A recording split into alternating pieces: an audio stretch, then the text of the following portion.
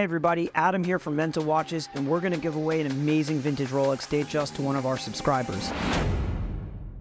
But before we get to the vintage Rolex Dayjust, I wanted to go through and make this video about one of the most often questions I'm asked, the best vintage Rolex to buy under $10,000. So without further ado, let's go through the list.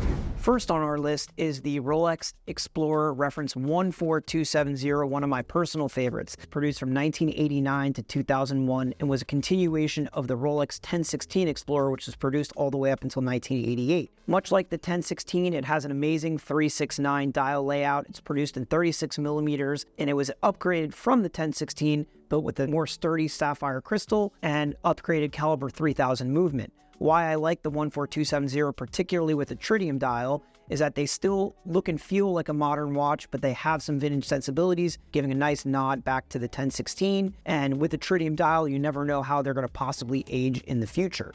You could pick these up depending on the condition, whether it has box and papers, etc., in anywhere from the $6,000 to $8,000 price point.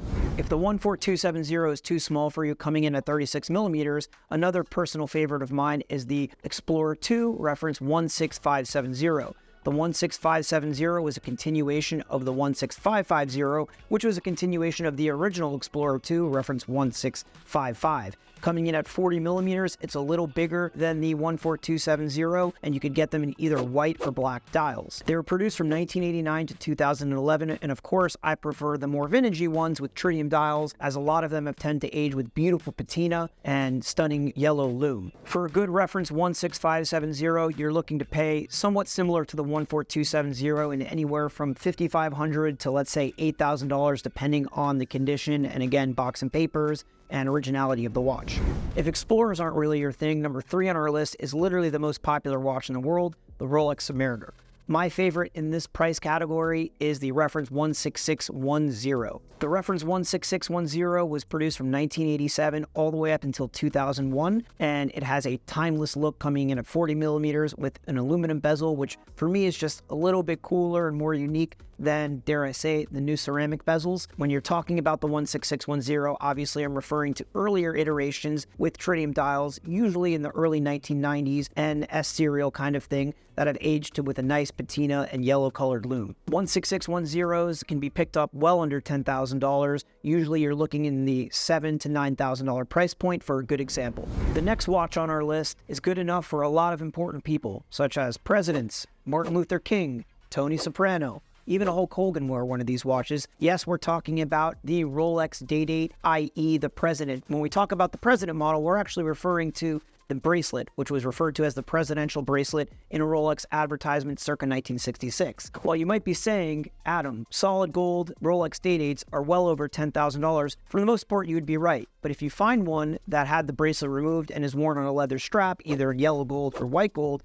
they certainly can be found under $10,000, and they are personal favorites of mine because it's a very classy, timeless watch that has a day and date function and works in any occasion. The Rolex 1803 was produced from 1960 all the way up until 1978, and if you look for an example in the later 60s all the way through the 70s with a tritium dial, you can certainly find one on leather strap either in white gold or yellow gold, and expect to pay anywhere from $6,000 to $7,500 for yellow gold, and let's say $7,000 to $9,000 for white gold. The last watch on our list is a personal favorite. Why? Because it was actually the very first vintage Rolex that I ever purchased for myself, a Rolex Dayjust. In particular, the steel models, such as Reference 1603, 1601, and 1600. The difference between the Reference 1600, 1601, and 1603 really boils down to the bezel it used. The 1600 used a smooth bezel, while the 1601 and 1603 used fluted bezels. But on the 1603, it was a fluted bezel produced in stainless steel, whereas the 1601 was in white gold,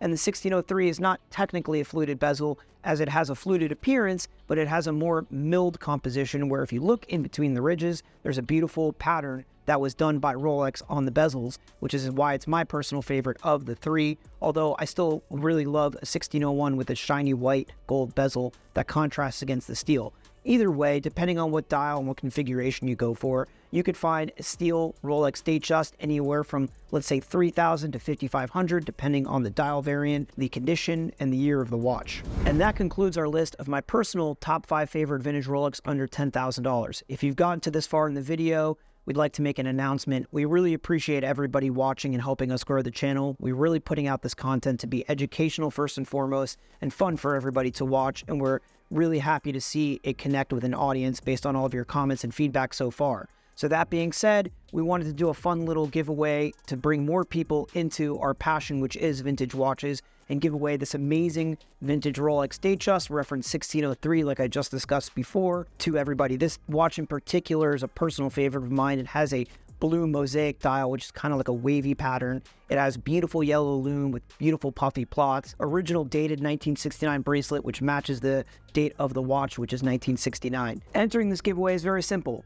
Just be subscribed to the channel and comment below on this video which is your favorite Rolex of the 5 we just discussed. When our channel hits 10,000 subscribers, which is hopefully sooner rather than later, we are going to pick a subscriber from the list at random live on YouTube using a random number generator and announce it to everybody on camera. As always, guys, thanks so much for watching. Remember to like, comment, and obviously subscribe specifically to be entered in this sweepstakes to win this awesome vintage Dayjust. Thanks so much, guys. Bye.